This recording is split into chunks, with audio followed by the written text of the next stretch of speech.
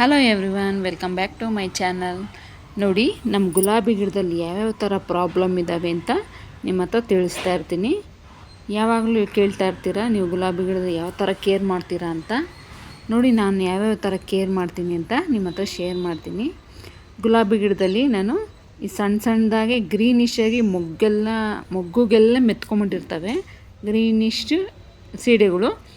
ಅದೇ ಜಾಸ್ತಿ ಚಳಿಗಾಲದ ಪ್ರಾಬ್ಲಮ್ ಜಾಸ್ತಿ. ನೋಡಿ, ಇದು ಕ್ಯಾಮ್ರಾದಲ್ಲಿ ಕಾಣಿಸ್ತಾ ಇದೆ ಅನಿಸುತ್ತೆ. ನೋಡಿ, ಇಲ್ಲಿ ಮೊಗ್ಗಿಂದ ತೊಟ್ಟವರೆಗೂ ಮೆತ್ಕೊಂಬಿಟ್ಟಿದ್ದೆ ಸೀಡೆ.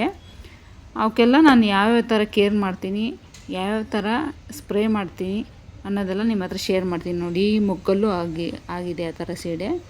ಈ ಮೊಗ್ಗಲ್ಲಿ ಏನು ಅಷ್ಟೊಂದು ಕಾಣಿಸ್ತಾ ಇಲ್ಲ, ಲೈಟಾಗಿದ್ದಾವೆ, ಆದರೆ ಕ್ಯಾಮ್ರಾ ಕಾಣಿಸ್ತಾ ಇಲ್ಲ. ಆಗಲೇ ಹೂಗಳು ಮೊಗ್ಗುಗಳು ತುಂಬ ಇದ್ದಾವೆ. ಆದರೂ ನೋಡಿ, ಕಟ್ಟಿಂಗ್ಸು ನಾನು ಮಾಡಿಲ್ಲ, ನಿಮಗೂ ತಿಳಿಸ್ಬೇಕು ಅಂತಲೇ ನಾನು ಅದೇನೂ ಮಾಡಿಲ್ಲ. ಫಸ್ಟ್ ಏನು ಮಾಡ್ತೀನಿ ಅಂದರೆ, ಡೆಟಾಯಿಲ್ ತೊಗೊಂಡು ಒಂದು ಜಗ್ಗುಗೆ ಸ್ವಲ್ಪ ಒಂದು ಸ್ಪೂನ್ ಆಗೋಷ್ಟು ಡೆಟಾಯಿಲ್ ಹಾಕ್ಕೊತೀನಿ. ಒಂದು ಚಿಕ್ಕದು ಖರ್ಚಿಪಾಗೋಷ್ಟು ಅದನ್ನು ಬಟ್ಟೆ ಕಟ್ ಮಾಡ್ಕೊತೀನಿ.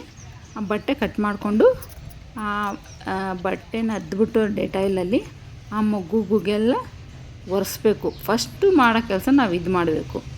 ಯಾಕೆಂದರೆ ಆ ಸೀಡೆಗಳು ಔಷಧಿ ಹೊಡೆದಿದ ತಕ್ಷಣ ಹೋಗೋದಿಲ್ಲ. ಅದಕ್ಕೆ ಈ ಥರ ಮಾಡಿ ನಾವು ಯಾವುದೇ ಥರ ಸ್ಪ್ರೇ ಮಾಡೋದ್ರಿಂದ ಹೆಲ್ಪ್ ಆಗುತ್ತೆ, ಬೇಗ ಕ್ಯೂರ್ ಆಗುತ್ತೆ. ಗುಲಾಬಿ ಗಿಡದಲ್ಲಿ ಆಗಲಿ ಬೇರೆ ಥರ ಗಿಡದಲ್ಲೂ ಅಷ್ಟೇ ಪ್ರಾಬ್ಲಮ್ ಇದ್ದರೆ ಬೇಗ ಕ್ಯೂರ್ ಆಗುತ್ತೆ. ನಾನು ಅಷ್ಟೇ ಫಸ್ಟು ಈ ಥರ ಮಾಡಿಬಿಟ್ಟೆ ಸ್ಪ್ರೇ ಮಾಡೋದು ಎಲ್ಲ ಗಿಡಗಳಿಗೂ ಅಷ್ಟೇ. ನೋಡಿ, ಮೊಗ್ಗು ತುಂಬ ಆ ಥರ ಸೀಡೆ ಬರ್ತಾನೆ ಇರ್ತವೆ. ಈ ಚಳಿಗಾಲದಲ್ಲಂತೂ ತುಂಬ ಪ್ರಾಬ್ಲಮ್ ಜಾಸ್ತಿ. ಗುಲಾಬಿ ಗಿಡದಲ್ಲಂತೂ ತುಂಬ ಕೇರ್ ಮಾಡಬೇಕಾಗುತ್ತೆ.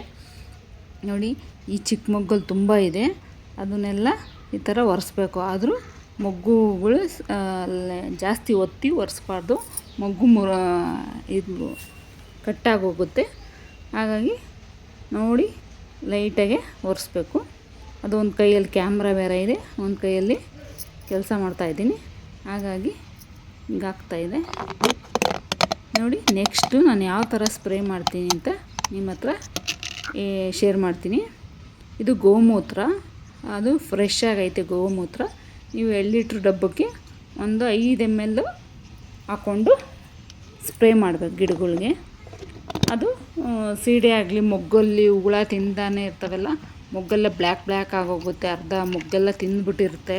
ಆ ಥರ ಎಲ್ಲ ಪ್ರಾಬ್ಲಮ್ ಎಲ್ಲ ಹೋಗುತ್ತೆ. ಫಸ್ಟು ಸ್ಪ್ರೇ ಮಾಡಲ್ಲ, ರೆಡಿ ಮಾಡ್ಕೊತೀನಿ. ಇವಾಗ ಕಟ್ಟಿಂಗ್ ಮಾಡ್ತೀನಿ.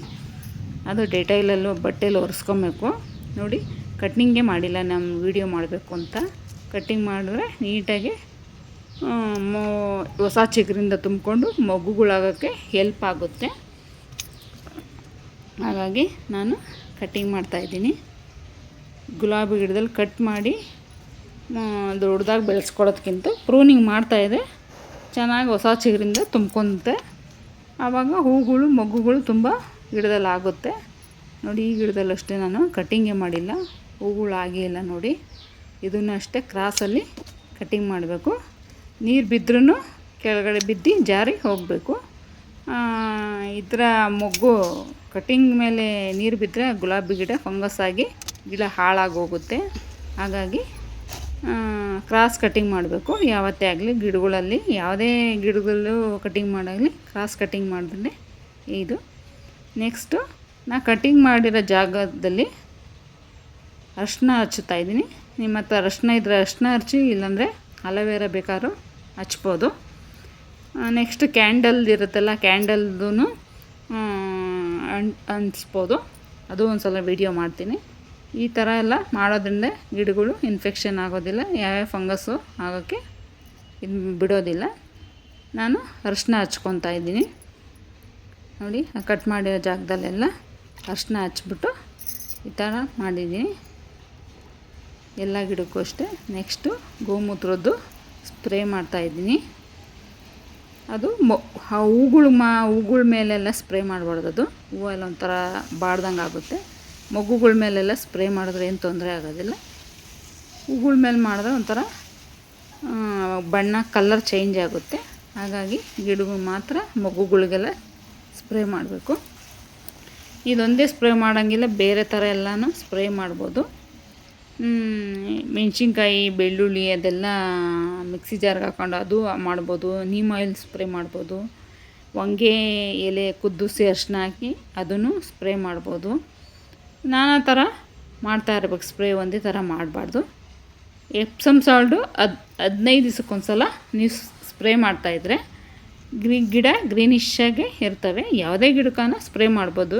ಎಪ್ಸಮ್ ಸಾಲ್ಟು ತುಂಬ ಒಳ್ಳೆಯದು ಗಿಡಗಳಿಗೆ. ಗಿಡದ ಬುಡಕ್ಕೂ ಒಂದು ಅರ್ಧ ಸ್ಪೂನ್ ಹಾಕ್ಬೋದು. ಈ ವಿಡಿಯೋ ಇಷ್ಟ ಆದರೆ ಲೈಕ್ ಮಾಡಿ, ಶೇರ್ ಮಾಡಿ, ಸಬ್ಸ್ಕ್ರೈಬ್ ಮಾಡ್ಕೊಂಡು.